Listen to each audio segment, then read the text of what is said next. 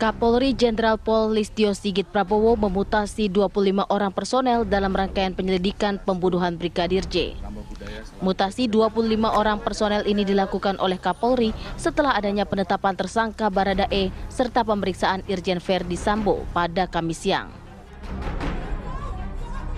Kapolri merinci 25 orang yang dimutasi terdiri dari 3 orang jenderal bintang 1, 5 kombes, 3 AKBP dan 2 kompol, 7 perwira pertama serta 5 bintara dan tamtama. Meski ke-25 personel diperiksa atas kaitannya dengan pelanggaran kode etik, Kapolri memastikan akan menerapkan proses hukum bila ada indikasi keterlibatan dalam tindak pidana. Langkah mutasi 25 personel polisi ini banyak diapresiasi beberapa pihak. Kebijakan ini diharapkan dapat menjadi pintu masuk untuk membuka tokoh utama di balik kematian Brigadir J.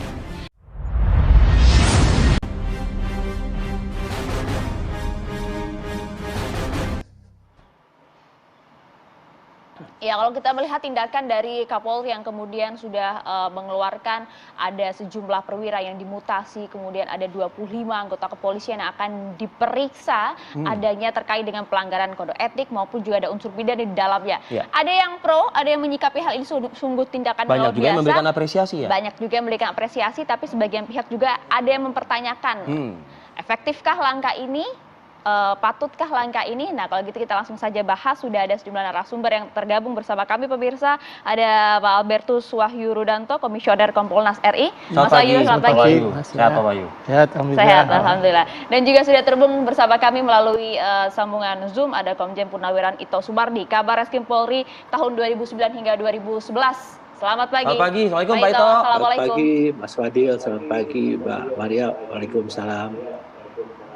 Iya. Ya. Ini di tengah akhir pekannya saya minta waktu sedikit ya Pak ya untuk berdialog, berdiskusi. Terima kasih waktunya Pak Ito. Kalau begitu saya ke Anda dulu Pak Ito. Tadi sempat saya sampaikan dengan sikap dari Kapolri ini ada yang mengapresiasi tapi ada juga yang mempertanyakan. Kalau dari Anda sendiri terkait dengan bersih-bersihnya Polri ini seperti apa Pak?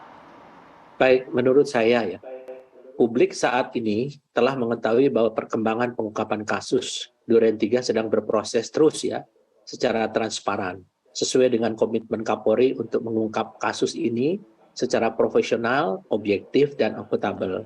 Namun dalam perkembangannya ditemukan indikasi adanya upaya yang dapat mempengaruhi dan menghambat proses pengungkapan kasus tersebut. Sehingga hasil penyelidikan internal dari tim Irwasus, ya, tim Irsus, dengan mengevaluasi kaedah-kaedah profesional dalam rangkaian proses penanganan perkara yang diatur dalam Perkap nomor 6 tahun 2019 ya tentang manajemen penyidikan, ditemukan adanya indikasi ya adanya pelanggaran profesi dalam pengungkapan kasus ini yang dilakukan oleh beberapa personel Polri dari berbagai satpil, berbagai fungsi ya yang menangani penyidikannya. Baik yang bisa mempengaruhi maupun juga dapat menghambat. Tapi kita tetap harus mengedepankan azas praduga tak bersalah. Karena mereka ini kan saat ini sedang dilakukan pemeriksaan intensif, sehingga nanti dilihat peran masing-masing dari personel tersebut dalam pengungkapan kasus ini. Apakah dalam pengolahan TKP, apakah kemungkinan ada dugaan menghilangkan barang bukti atau merusak barang bukti.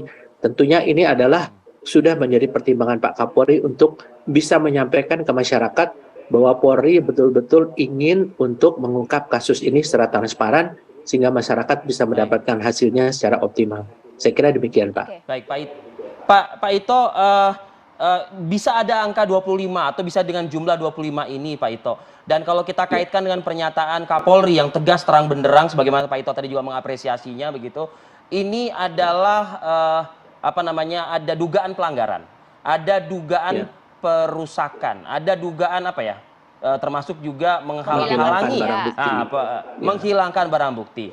Artinya dan juga Kapolri berjanji di situ bisa juga masuk ke ranah pidana nantinya bila memang ditemukan secara jelas nantinya begitu. Ya. Apakah seorang anggota polisi ini Pak, kan notabene kan secara nurani dan logika kan kalau memang salah ya seharusnya kan yang salah itu yang seharusnya buka secara terang benderang gitu, bukannya malah menutup-nutupi kesalahan Pak Ito.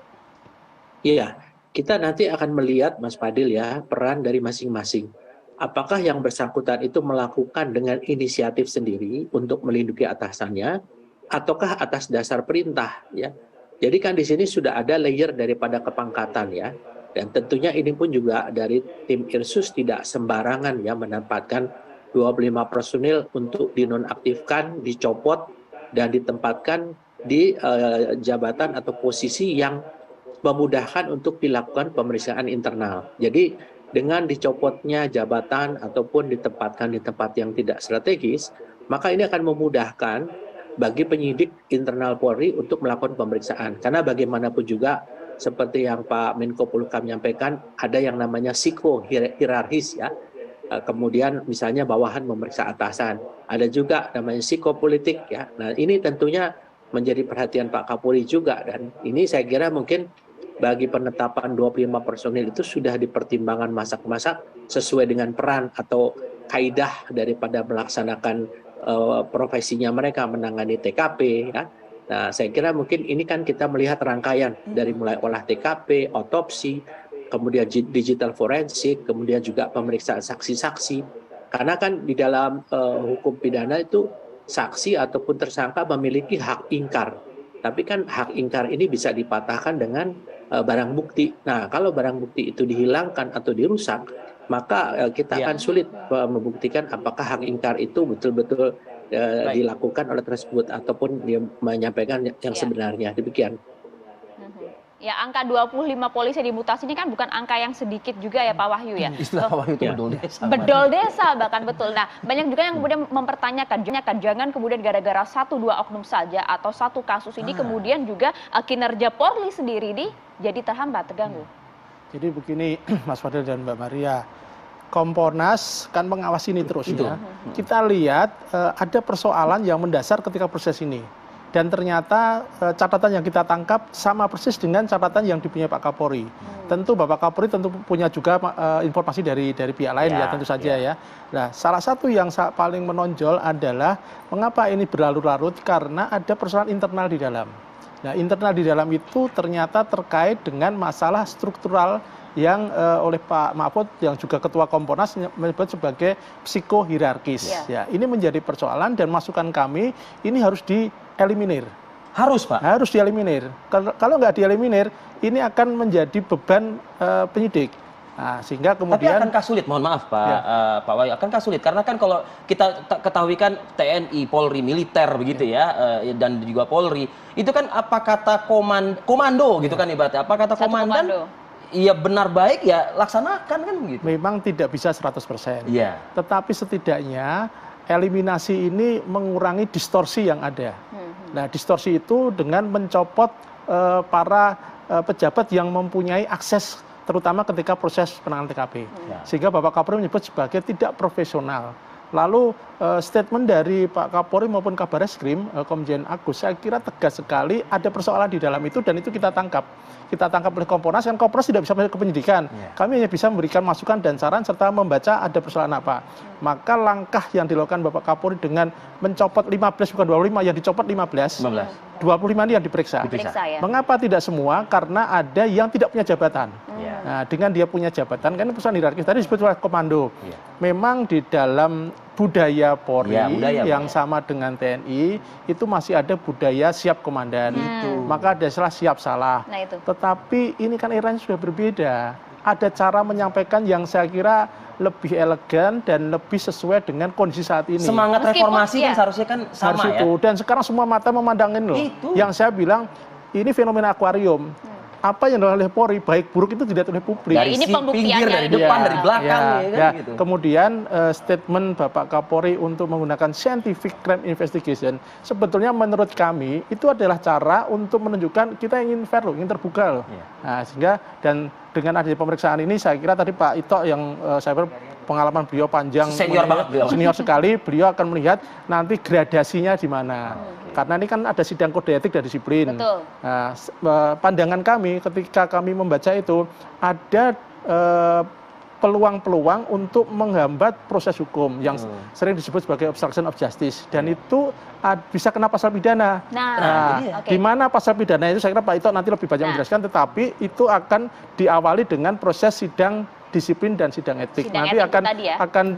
terverifikasi mana yang kategorinya tidak disiplin karena perintah atasan, bisa saja dia diperintahkan tapi nggak tahu apa-apanya, Nah siap itu dia kan laksanakan. tidak sesuai dengan Ya, hati nurani. Itu kan ya. nanti akan dibuktikan pada Akan saat dibuktikan, pemeriksaan. ya. Nah, Dan pidana mana yang pidana karena ketika Barada E dinyatakan tersangka, Baik. kan ada pasal ikutannya, pasal 55 dan 56. Betul. 55 itu ikut Turut serta, membantu, kan istilahnya. kalau yang 56 pembiaran. Saya kira pembiaran ini pasti akan banyak tergantung kepada ini nanti menarik kalau pengadilan, kita ya. bahas ini Pak Wahyu. Kita Ya. tahan dulu biar nanti kita bisa serap informasi secara utuh. Kita akan Siap. jeda terlebih